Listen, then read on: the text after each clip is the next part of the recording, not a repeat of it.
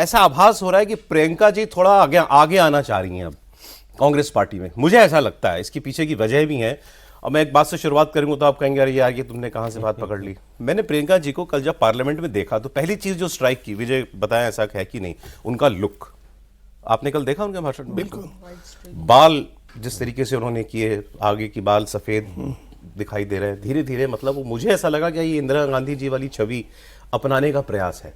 Appearances matter sir. Modi ji ने जब corona में दाढ़ी बढ़ा ली तो सब लोग पूछते थे ना, मोदी दाढ़ी क्यों बढ़ा रहे हैं। फिर किसी ने कहा बंगाल का चुनाव आ रहा है तो रविन्द्रनाथ टैगोर जी जैसा लुक क्या रख रहे हैं, ऐसी बातें लोग करते थे। तो लुक्स मैटर। अब क्यों टी शर्ट ही पहनते हैं राहुल गांधी? इसके पीछे भी कोई वजह है, कोई डिजाइन है इसके पीछे। क्यों तेजस्वी यादव अलग अलग रंगों की डिजाइन वो टी शर्ट पहनते हैं, वो क्यों नहीं कुर्ता पजामा पहनते?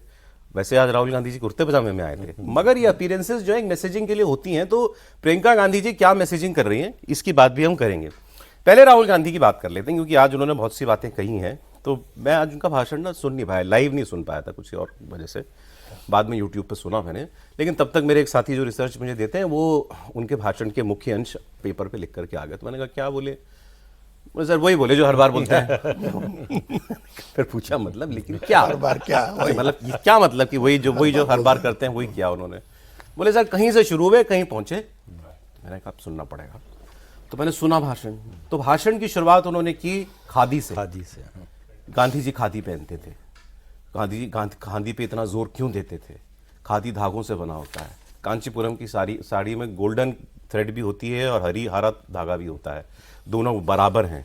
बराबर इसीलिए हैं कि हमारे देश के अंदर जो है देश भी जो है एक फैब्रिक है, और उसमें हर धागा जो है वो देशवासी है, और देश वो बराबर है क्योंकि हर देशवासी का वोट है और सबका वोट बराबर है, और वोट की चोरी हो रही है और इसलिए चुनाव सुधार जरूरी है। तो वो उन्होंने 15 मिनट तो भूमिका बनाने में लगाए थे। खैर, अब जो इसको कंट्रास्ट कीजिए प्रियंका गांधी के भाषण से। प्रियंका गांधी का भाषण डायरेक्ट प्रधानमंत्री के भाषण का जवाब था। प्रधानमंत्री ने कहा इन्होंने वंदे मातरम के साथ नेहरू जी ने विश्वासघात किया था। तो प्रियंका जी ने बताया कि आपने आधा बताया, कोट किया जो आपने नेहरू जी को, मैं पूरा कोट करती हूं। फिर अंत में उन्होंने कहा कि एक काम करते हैं, एक सत्र आप नेहरू जी पर ही रख लीजिए, और नेहरू जी पर जितनी चर्चा आपको, आलोचना जितनी करनी है आप कीजिए, हमको जितना जवाब देना है हम देंगे, उसके बाद चैप्टर क्लोज कीजिए, फिर मुद्दों की बात करेंगे उसके बाद। ये दो कॉन्ट्रास्ट थे दोनों के भाषणों में। आपको कुछ अंतर दिखाई दिया? निश्चित रूप से प्रियंका गांधी का जो भाषण था उसमें तथ्य था। आप उनके विचार से सहमत असहमत हो सकते हैं, लेकिन जो विषय था उस पर उन्होंने फोकस किया, विषय से बाहर नहीं गई।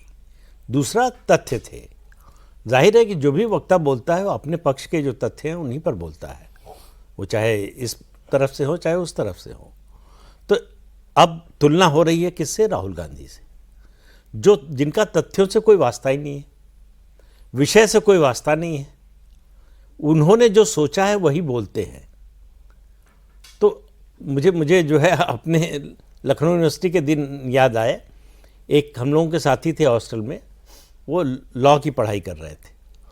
तो इम्तहान से वो 3 दिन पहले आते थे और सबको बुलाया जाता था, बताओ मैंने क्या क्या पेपर भरा था, क्या लिया था।